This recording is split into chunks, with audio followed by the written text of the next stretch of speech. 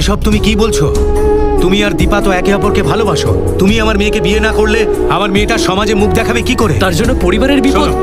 তুমি আমার মেয়েকে ভালোবেসেছো সেটা কি পরিবারের পারমিশন নিয়ে? তাই ওরা কি বললো না বললো তাতে কি এসে যায়? আমি যদি ওদের কথা না শুনি তাহলে তো ওরা দুজনেই খুব কষ্ট পাবেন। না, পাবে না। যে বাবা মা তোমার প্রেমকে অস্বীকার করছে তাদের না জানিয়ে বিয়ে করা উচিত। তাহলে এটা তো বিশ্বাসঘাতকতা। একদম নয়। ভালোবাসা আর যুদ্ধে কিছুই অন্যায় নয়। তুমি তো চুরি করনি বা ডাকাতি করছো না, শুধু ভালোবেসেছো। আর যাকে ভালোবেসেছো তাকেই বিয়ে করছো, এতে অন্যায়টা কি? এতে কোনো অন্যায় নেই তো? না। আবার বলুন। না না না বললাম। এতে যদি অন্যায় না হয় তাহলে আমার মা যেটা করেছিল সেটা অন্যায় কি করে? তোমার মা?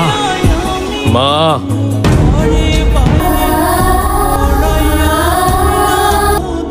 এ তোমার মা? বাবা মাকে না জানিয়ে বিয়ে করব। আপনি বলেছেন বাবা মা না বুঝলে তাদের না জানিয়ে করা উচিত। তাহলে সেটা আমার মায়ের বেলায় কেন মেনে নিলেন না?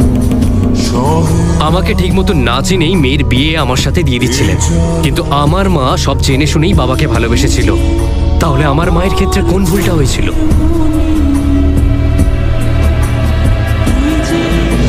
আপনার মেয়েকে বিয়ে করার আগে আমি একটা শর্ত দিয়েছিলাম, সেটা রাখতে গিয়ে আপনি এতদিনের ভেদাভেদ ভুলে গিয়ে মাকে ডেকে পাঠিয়েছিলেন, তাই তো? জানেন কেন ডেকেছিলেন? কারণ আপনি আপনার মেয়েকে খুব ভালোবাসেন। মেয়েকে ভালোবেসে যেটা করলেন সেটা যদি আমার মায়ের জন্য করতেন তাহলে সবাই এখন আমরা একসাথে থাকতাম।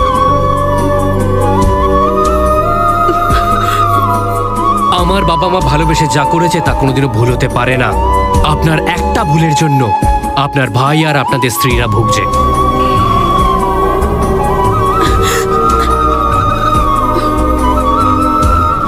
আমি এখানে আপনার বিশ্বাস ভাঙতে আসিনি, আপনাকে ভুল প্রমাণ করতেও আসিনি। কিন্তু ছোট থেকে খুব কষ্ট পেতে দেখেছি আমি মাকে, নিজেকে দোষী ভেবেছে। তাই আমি ঠিক করেছি দীপাকে বিয়ে করে আমরা আবার সবাই একসাথে থাকবো, শুধু আমার মায়ের খুশির জন্য। এই পৃথিবীতে যারা আমার মায়ের মতন অনাথ, আপনারাই হলেন তাদের শক্তি।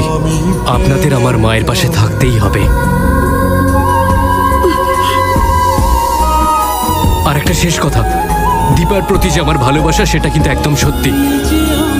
তাই আপনি যদি এটাকে আটকানোর চেষ্টা করেন আমি কিন্তু কিছুতেই মেনে নেব না। ভালোবাসা বুঝলে এভাবে সংসার ভাঙতেন না। তাই আপনাকে মিথ্যে বলেছিলাম। যদি আমার মায়ের পরিচয় জানতেন তাহলে আমাকে তাড়িয়ে দিতেন।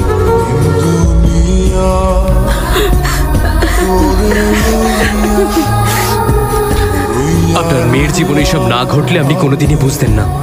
আপনাকে এগুলো বোঝানোর জন্যই এতগুলো নাটক করেছি, যাতে ভুলটা আপনারা নিজেরাই বুঝতে পারেন, আপনার অহংকার যাতে ভাঙে আর নিজের ভুলের জন্য অনুতাপ হয়।